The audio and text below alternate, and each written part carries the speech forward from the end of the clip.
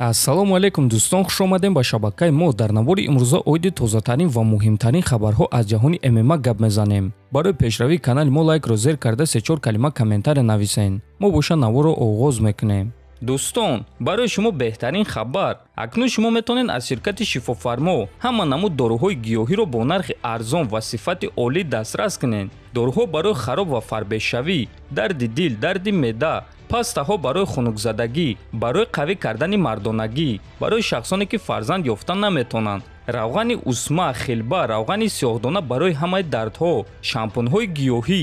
худи ҳозир ба номерҳои дар рӯи экран буда занг зада доруҳои даркории худро бо нархи арзон дастрас кунед ва ҳатман аз номи канали паҳлавон гап занед. ҳамин гуна шумо ҳам доруҳои даркории худро дастрас мекунед ва ҳам канали моро дастгирӣ мекунед. аллакай шаби 12 ба 13 ноябр турнири калон UFC 281 баргузор мегардад ки дар он мо шуморо ду муҳорибаи унвонӣ ва боз якчанд беҳтарин муҳорибаҳо интизор аст.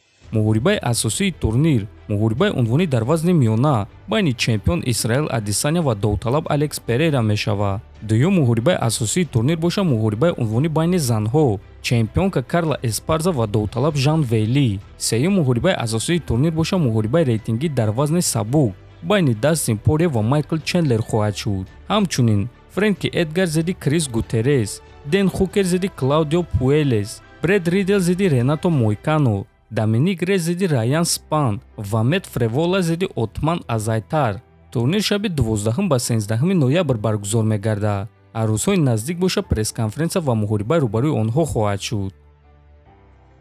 чемпиони пешинаи UFC дар вазни ним вазн Ян Блахович боварӣ дорад ки чемпиони нави UFC дар вазни сабук Ислам Махачевро ягон кас манъ карда наметавонад. ман фикр кардам ки Оливейра баромади хуб нишон медиҳад ва Махачевро шикаст медиҳад, аммо ҳамон шом Махачев ғалаба ба даст овард.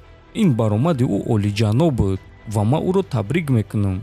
оё Махачев Волконовскиро шикаст дода метавонад ё не? ман фикр мекунам ки бале, албатта ки метавонад. ҳозир ман ягон касеро намебинам ки дар вазни сабук исламро манъ карда тавонад. шояд ки соли оянда ягон кас пайдо шавад, аммо агар кори кардаи ӯро дар муҳориба зидди Оливейра ба назар гирем, пас ба боварӣ гуфта мешавад ки худи ҳозир ӯро ягон кас манъ карда наметавонад, гуфтааст Блахович. дӯстон, оё шумо бо суханҳои Ян Блахович розӣ ҳастед ё не? метавонед фикротонро нависед. мо боша мегзарем ба дигар хабар. тобови ҷангори вазни нимёна UFC Билол Муҳаммад мехоҳад рақиби навбатии худ Ҳамзат Чимаевро бинад ва гуфт ки чӣ гуна шикаст додани Ҳамзатро медонад. барои ман муҳориба бо Чимаев ягона вариант аст ва ман фикр мекунам ки ин муҳориба барои ҳар дуи мо маънои хуб дорад. онҳо оиди Колби Ковингтон гап зада истоданд, аммо Ковингтон аз рақибони топ танҳо бо Усман ҷангидааст.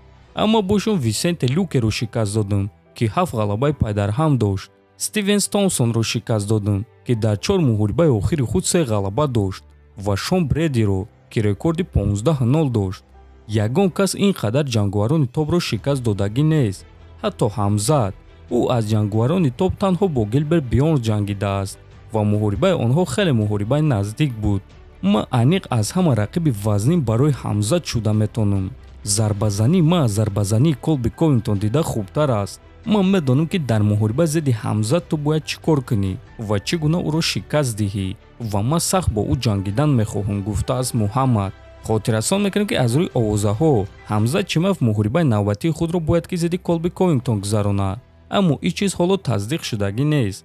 оиди Билол Муҳаммад боша, пас ӯ айни замон 8 ғалабаи пайдарҳам дорад.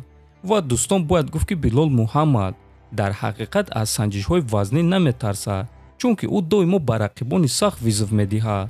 ба чунин шахсон ба монанди Ковингтон, Ҳамзат, Усман, Леон Эдвардс ва ӯ ҳозир ба камарбанд хеле наздик аст.